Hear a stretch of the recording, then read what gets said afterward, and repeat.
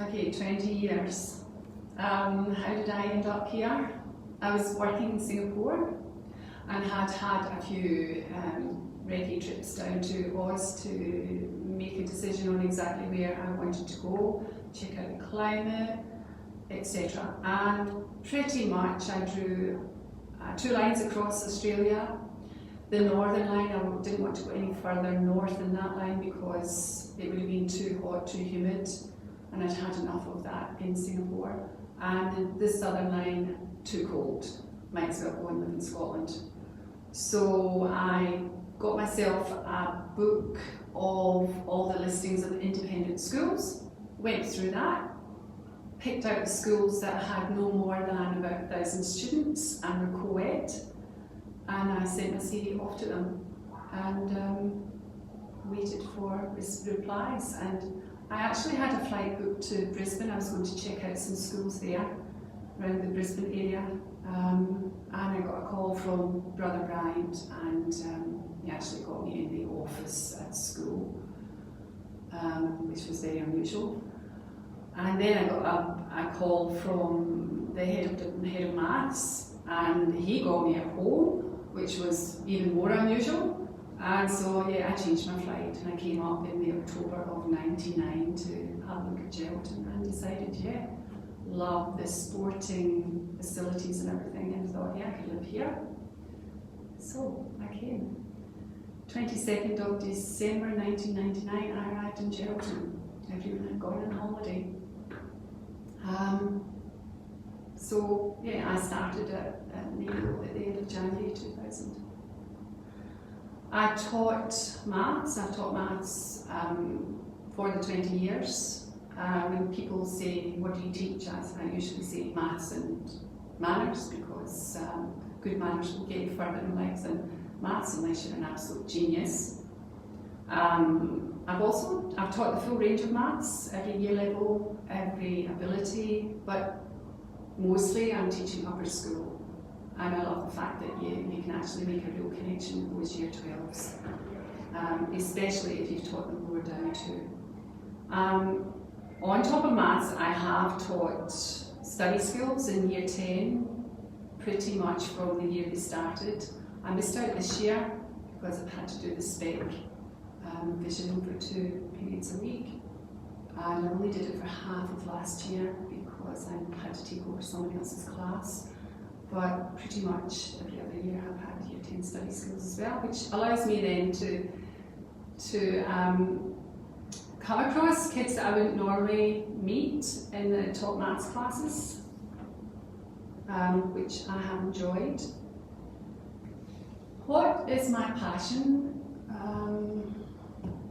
I really thought long and hard about this, and I've come up with students achieving their potential. They often surprise themselves. Making maths accessible to students who think it's beyond them. Watching students grow into confident young adults. I love to hear from ex-students and what they're doing with their lives.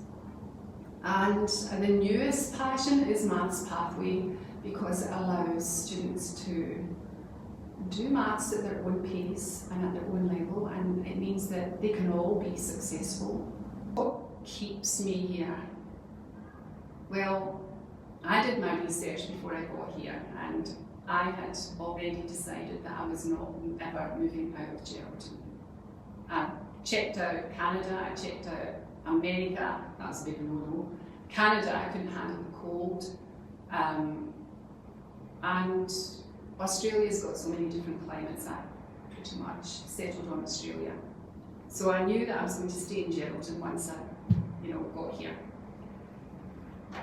The particular things that keep me at Nagle, and the students are really the main thing. You have a special relationship with the students here. Country kids are just different, and especially the year 12s.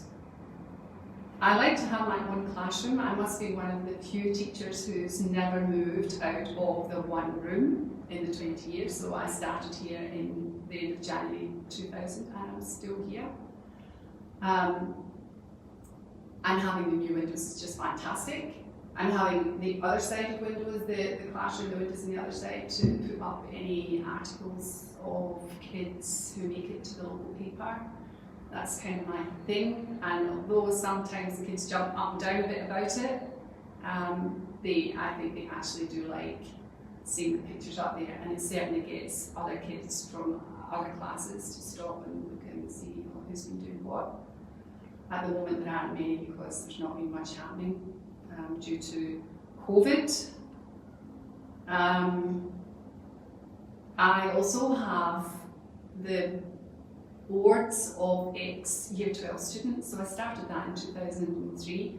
I'm not really sure why, but I did, and I've kept it going. So any Year 12s who've been in my class, their pictures will be up across the top of the whiteboard from 2003 right up to 2019 is over here. And 2020 actually preempted, they put their ball photo up there. I just came in here one day and it was up there, so that was nothing to do with me, they just did that. I like feeling I'm part of the community because regardless of where I go, it seems that there are Nagle kids there, and they're always very friendly and say hello, and that's kind of nice. The school culture is kind of special too. It took me a few years to really get that, but I wouldn't change it now. It is special. Okay, maybe the hardest thing of all was my most memorable moment. There are too many, and I'll only focus on the good ones for the record. Addressing the 2019 Year 12 students in their final assembly, that was pretty special. That was a great honour to be asked to do that. And I have to say I was so terrified of getting up there and doing this talk. But once I was up there, I just kind of blocked everyone out except the Year 12s, and I knew so many of them that it was really not too bad after all. Students' aha moments, you know, when they suddenly get what you're talking about, it's like you can always see the light going on, and that's pretty special because it means, yeah, you've got your point over. They can now move on. Also seeing a student work really hard and succeed. Visits from ex-students who usually give me a hug in front of whatever class they walk into, and that surprises the students in the class. But I think that's no longer allowed because they have to get you when you're in a free period.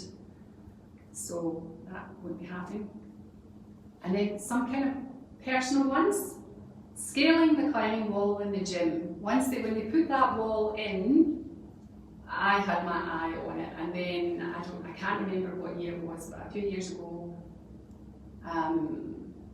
we had, I don't know if you'd call it a PD day, but we had a day where there were various activities on offer, and you could choose two. So I chose the climbing wall, and I chose woodwork, and I made a chopping board, of which I'm very proud.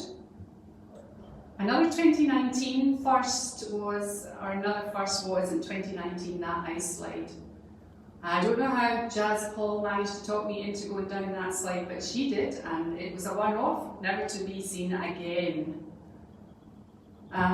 So thank you, Jazz, but that was definitely a one-off. That's pretty much it. 20 years.